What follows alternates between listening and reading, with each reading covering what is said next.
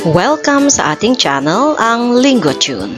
Halina't matuto kasama sina Teacher Sally at Teacher Sol.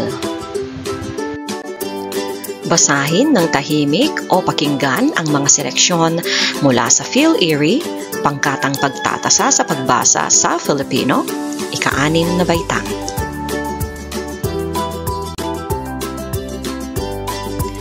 Paano nabubuo ang isang batas? May pinagdadaan ng proseso ang isang panukalang batas bago ito tuluyang maging batas para maipatupad sa ating bansa.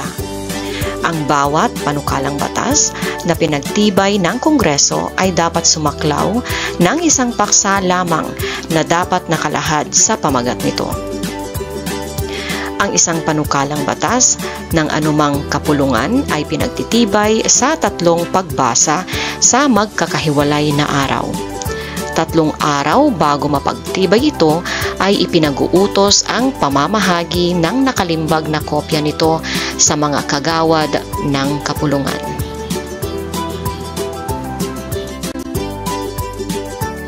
Ang bawat panukalang batas na mapagtitibay ng Kongreso ay ihaharap sa Pangulo bago maging batas.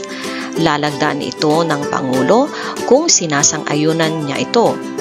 Kung hindi naman, ipapairal niya ang kapangyarihang betohan ito at ibalik sa Kongreso. Kinikilala ito bilang veto power. Kalakip nito ang kanyang mga tutol laban sa panukalang batas upang muling talakayin ang mga ito. Narito ang mga tanong, isulat sa iyong sagutang papel ang tamang sagot. Alin sa sumusunod ang nagsasabi tungkol sa isang panukalang batas? A. Nilalagdaan ito ng Pangulo bago ito pinagtitibay. B. Kasama ang Pangulo sa pagtitibay nito sa Kongreso. C. Maaaring tutulan ito ng Pangulo bago maging batas. D. Hinaharap ito sa Pangulo bago pinagtitibay ng Kongreso. Alin sa sumusunod ang unang nagaganap sa pagbuo ng isang batas? A. Hinaharap ang panukala sa Pangulo upang lagdaan. B. Ipinapamahagi ang kopya ng panukala sa mga kagawad. C. Pinagtitibay ang panukala sa 3 pagbasa sa Kongreso. D. Ibinabalik ito ng Pangulo sa Kongreso kung may mga tutol dito.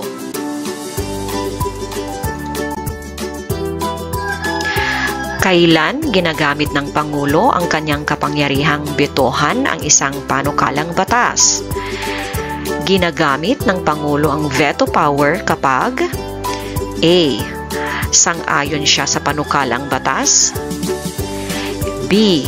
Hindi sang-ayon ang Kongreso sa panukalang batas. C. May mga dahilan siyang tutulan ang panukalang batas. D. Hindi ipinagtibay ng 3 beses ang panukalang batas.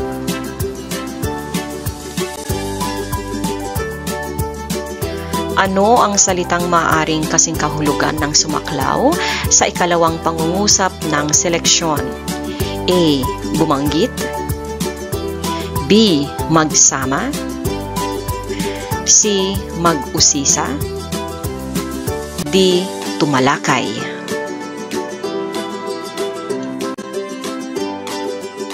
Ano kaya ang dahilan kung bakit kinailangang makapagpatibay ng mga bagong panukalang batas?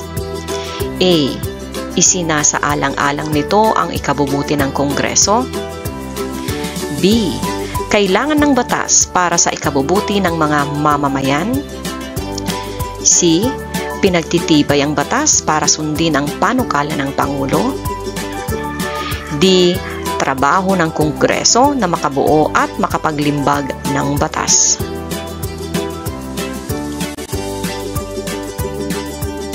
Ano kaya ang mangyayari kapag hindi napagpatibay ang isang batas sa Kongreso? A. Ito ay hindi maaaring maipatupad. B. Madadagdagan ang batas na susundin. C. Ipaaalam na ito sa lahat para ipatupad. D. Hindi ito lalagdaan ng Pangulo bilang pagtutol. Alin sa sumusunod ang nagsasabi ng pangunahing ideya ng seleksyon? A. Sa Kongreso na bubuo ang isang batas. B. Maraming paraan para makabuo ng batas sa Kongreso. C. May paraang pinagdaraanan ng pagbuo ng bagong batas. D. Ang isang panukalang batas ay dapat sumaklaw sa isang paksa.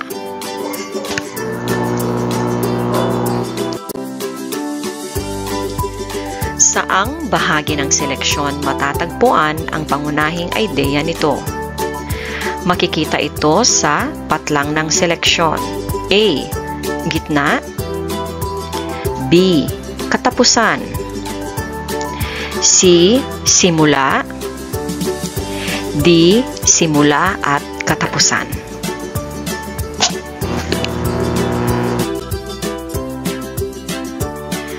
Ano ang layunin ng sumulat ng seleksyon? A. Hatid nito ang isang balita. B. Hangad nitong manghikayat. C. Nais nitong magbigay ng kaalaman. D. Gusto nitong magbigay ng mungkahi.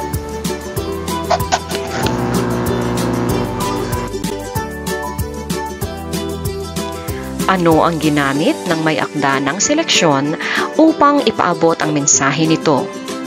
A. Binanggit ang kasaysayan ng pagbuo ng batas. B. Nakasaad ang mga dahilan ng pagbuo ng batas. C. Inilarawan ang sanhi, bunga ng pagbuo ng batas.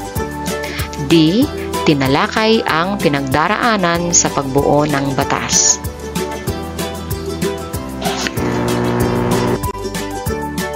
Panahon ng bagong bato. Sa pagdaan ng mga panahon, nagkaroon ng bagong pangangailangan ang mga sinaunang tao. Kinailangan nila ng mga bagong kagamitang yari rin sa mga bato na lubos na pinakinis at inaayos. Sa paglabas ng mga gamit na ito ay dumating ang isang bagong panahon, ang panahon ng bagong bato. Ang mga tao ay natutong magtanim, magsaka at mag-alaga ng mga hayop. Palay ang sinasabing pinakaunang produkto ng mga sinaunang tao na ginamitan ng ararong bato na lalong nagpaunlad ng pagsasaka. Patuloy pa rin ang kanilang pangangaso kahit gumawa na sila ng mga sasakyang pantubig. Bukod dito, natutong gumawa at gumamit ang mga tao ng mga kasangkapang yari sa putik o earthenware. Isang pinakamagandang halimbawa nito ay ang bangang manunggol na sinasabing ginawa noong 900 BC. Nagsimula na rin silang maniwala sa buhay pagkatapos ng kamatayan. Mapapatunayan ito sa pamamagitan ng ginawa nilang pagsama ng mga gamit ng yumao sa kanilang mga labi. Ito rin ang naging gamit ng bangang manunggol. May iba't ibang paraan pang ginagawa sa mga labi depende sa lipunang ginagalawan ng yumao.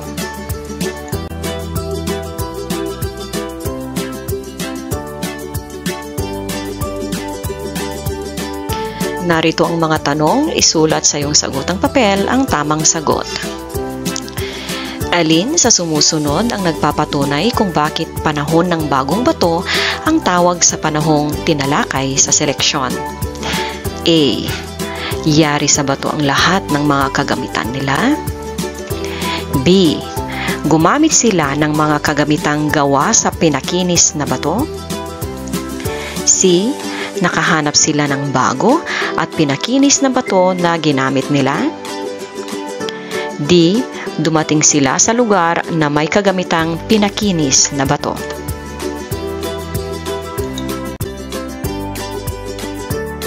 Alin sa sumusunod ang hindi nagpapakita ng naganap noong panahon ng bagong bato? A. Nakapaglakbay sila sa tubig.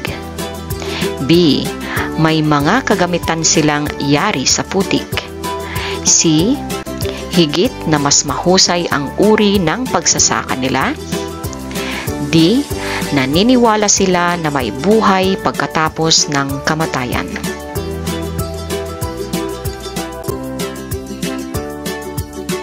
Ano ang sanhi ng bagong kagamitan sa panahong ito? A. Nagsawa na sila sa lumang mga gamit at kasangkapan. B. Hindi sapat sa pangangailangan nila ang mga yari sa putik. C. Hindi na angkop ang dating kagamitan sa pangangailangan nila. D. Mas mahusay na gamit kaysa sa yari sa putik ang natuklasan nila. May mga gamit ng yumao na isinama sa kanilang mga labi. Ano ang kahulugan ng labi sa pangungusap sa loob ng kahon? Ito ay patlang. A. Isang bahagi ng katawan. B. Gamit ng namatay na tao. C. Katawan ng namatay na tao. D. Ang yumao na isinama sa putik. Anong mga katangian ng mga sinaunang tao ang ipinakita sa seleksyon? Sila ay patlang. A. Matapang at magalang. B. Masipag at makadiyos. C. Mapamaraan at masipag. D. Matulungin at mapamaraan. Ano kaya ang magiging bunga ng nakagawa ang mga sinaunang tao ng sasakyang pantubig? A. Maaari silang maglakbay sa tubig.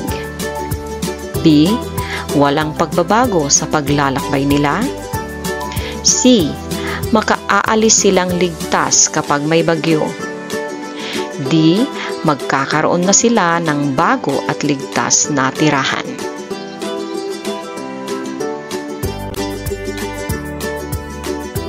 Ano ang naging halaga ng bangang manunggol sa panahong iyon? A. Magandang pag-aari ito ng mga yumao. B. Isinasama ito sa yumao sa kabilang buhay. C. Ito ay tanda ng paniniwala sa kabilang buhay. D. Magandang gamit ito na yari sa pinakinis na bato.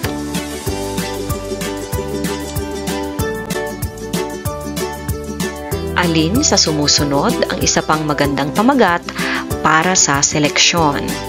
A. Ibang uri ng kagamitang bato. B. Pamumuhay ng sinaunang tao. C. Masisipag na mga sinaunang tao. D. Mga kagamitan ng panahon ng bagong bato.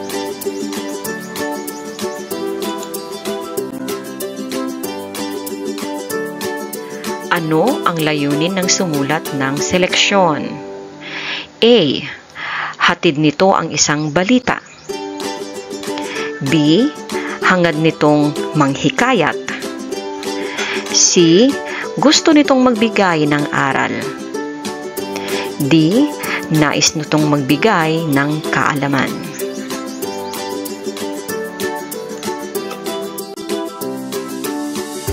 Panghuling katanungan.